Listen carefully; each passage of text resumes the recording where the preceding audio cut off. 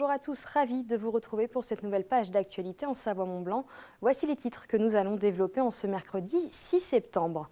Doucement mais sûrement, le projet de tunnel sous le Semnoz, sorte de serpent de mer annécien, commence à prendre forme. Première étape symbolique, la destruction de l'hôtel du Riant à Sevrier. Suivra ensuite la consultation pour la déclaration d'utilité publique avant la fin de l'année. Et puis nous irons à la découverte d'une exposition du côté d'Évian. Le Palais Lumière accueille actuellement une exposition consacrée à l'un des plus grands peintres du XXe siècle, Paul Delvaux, le maître du rêve. Mais avant de développer ces titres, c'est une des grandes figures de la résistance qui s'est éteinte dans la nuit de lundi à mardi. Walter Bassan, 90 ans et ancien résistant, avait été déporté à l'âge de 17 ans dans les camps de la mort. Il était très engagé dans la transmission de la mémoire auprès des jeunes générations, comme l'a souligné Christian Monteil, président du conseil départemental. Il a également rendu hommage à celui qui était notamment le président de la Fédération nationale des déportés et internés résistants et patriotes. Nous l'avions reçu en 2015 sur notre plateau. Il nous parlait de son devoir de résistance. L'objectif, c'était défendre les valeurs républicaines et les acquis du Conseil national de la résistance.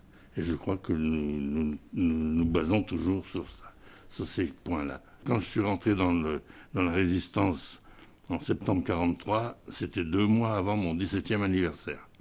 C'est la haine de l'occupant et du collabo qui m'a finalement fait prendre position, faire entrer dans la résistance. J'ai eu la chance de sortir vivant des camps de la mort. Et je peux vous dire qu'entre-temps, d'après tout ce que j'avais vu, je me suis toujours senti combattant. Je n'ai jamais été victime pour moi. Et mon analyse fait que quand je suis revenu vivant, j'étais devenu un citoyen conscient. Et depuis mon retour en France, j'apporte ma pierre à ce combat pour la défense des libertés, la défense des valeurs républicaines, des valeurs morales, etc. Je considère même qu'il y a une catégorie français qui ne peut pas prendre sa retraite, c'est le citoyen. Et une sépulture aura lieu vendredi à 13h au crématorium de la Balme de Sillingy.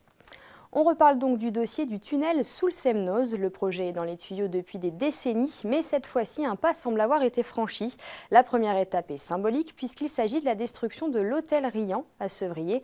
C'est à cet endroit que le fameux tunnel devrait ressortir. Sébastien Germain et Jean-Paul Crespi nous en disent plus. L'hôtel Riant-Port de Sevrier est certainement en train de vivre ses dernières heures. Acquis par le conseil départemental en 2015, l'établissement est voué à disparaître et les travaux de démolition devraient débuter dans les prochaines semaines. Signe peut-être que le projet de tunnel sous le Semnoz se concrétise enfin.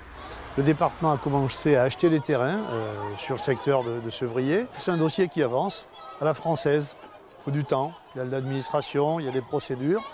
Nous avons déjà décidé avec l'agglomération d'Annecy d'environ 450 millions d'euros de travaux. Une fois cette première étape de démolition terminée, le temps sera venu de passer à une longue et importante phase de concertation. Au menu de ces discussions, le tunnel sous le Semnoz, mais aussi le bus à haut niveau de service Annecy-Faverges. Jean-Luc Rigaud et moi-même avons demandé à la Commission nationale des débats publics de nous proposer une personne qui assurera la concertation à nos côtés pour que nous puissions écouter et entendre les observations des habitants, des associations, des riverains. Une fois la concertation terminée, au printemps 2018, nous rentrerons dans la phase de la préparation de l'enquête d'utilité publique.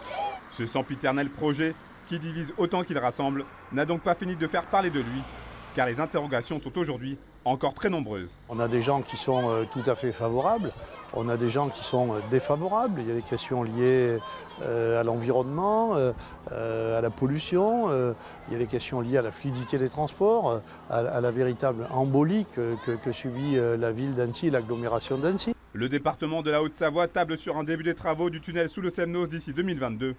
L'avenir dira si ces engagements pourront être respectés en temps et en heure. La police suisse en soutien de la police française du côté du lac d'Annecy. Elle recherche toujours un jeune Belge disparu le 5 juillet dernier à proximité d'Annecy. Les recherches se poursuivent dans le lac avec cette fois-ci l'aide du sonar de la police genevoise. C'est un reportage de nos confrères de Léman Bleu. Plage d'Albigny à Annecy. Les gendarmes français briefent leurs collègues genevois sur le secteur de recherche à quadriller. On est face au roc de Cher, donc ça constitue un tombant rocheux qui descend jusqu'à 40 mètres de profondeur. Le fond est régulier et présente peu d'obstacles. Je pense qu'on arrivera à avoir de très bons résultats avec ce matériel. Ces recherches sont effectuées dans le cadre de la disparition depuis le 5 juillet dernier d'Adrien, un Belge de 24 ans qui travaillait depuis peu dans un hôtel de Talloires sur les bords du lac d'Annecy. Si le corps se trouve au fond du lac, il sera facilement identifiable. Au vu de la température qui règne à cette profondeur, qui est très stable, entre 4 et 6 degrés, et très peu de lumière, donc ça ralentit, voire ça stoppe en fait le phénomène de décomposition, et ce qui permet d'avoir une dépouille quasiment intacte. Le bateau de la police genevoise est mis à l'eau. La torpille, appelée le Poisson, est embarquée. L'embarcation est équipée d'un système GPS relié au sonar. Et ça c'est quoi? C'est des enquêteurs qui regardent sur la carte et puis qui disent paf. Les recherches commencent, le poisson est mis à l'eau. Sur cet écran, l'image produite par le sonar. Au milieu, le sillon du bateau. Sur les côtés, tous les détails du fond du lac apparaissent. Il va éclairer le fond. S'il y a un obstacle, l'onde du coup va rebondir et va créer derrière une ombre. Comme avec une lumière, si j'allume une pièce, derrière un objet, on aura une ombre. Et c'est grâce à cette ombre qu'on peut reconnaître des objets qui n'auraient rien à faire au fond d'un lac. En l'occurrence, aujourd'hui, on recherchait un corps. La pluie interrompt les recherches, l'équipe rentre au port. Des recherches reprendront dans 10 jours. Et puis concernant l'affaire Maëlys, là aussi les recherches continuent pour tenter de retrouver la petite fille. Ce matin, les plongeurs ont sondé le lac d'Aiguebelette. Il est situé à une vingtaine de minutes du domicile du principal suspect. Après le lac d'Aiguebelette, les enquêteurs se sont déplacés cet après-midi à quelques kilomètres de là, sur la commune de Saint-Béron, toujours en Savoie, là aussi pour fouiller la rivière. On termine ce journal avec une idée sortie. Le Palais Lumière accueille actuellement une exposition consacrée à l'un des plus grands peintres du XXe siècle, Paul Delvaux. Elle met en perspective les différents univers oniriques qu'il a su construire tout au long de sa carrière.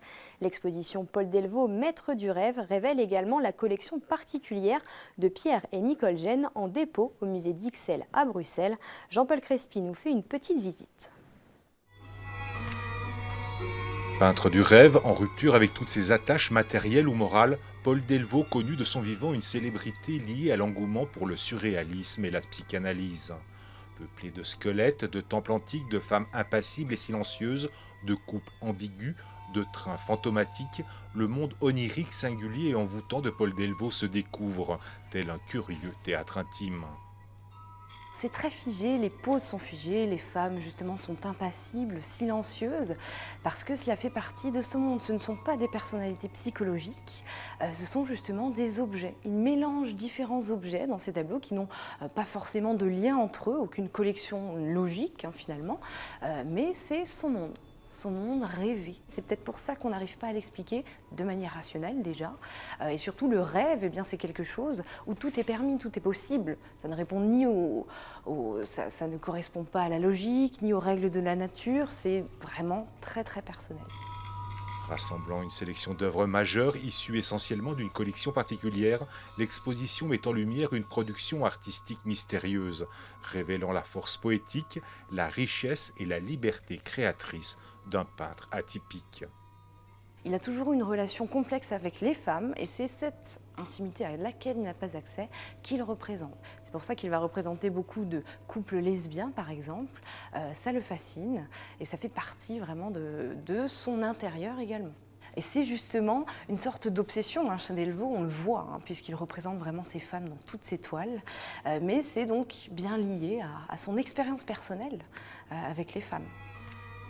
Insolite, énigmatique et fascinant, l'univers de Paul Delvaux transcende toutes les logiques rationnelles et universelles.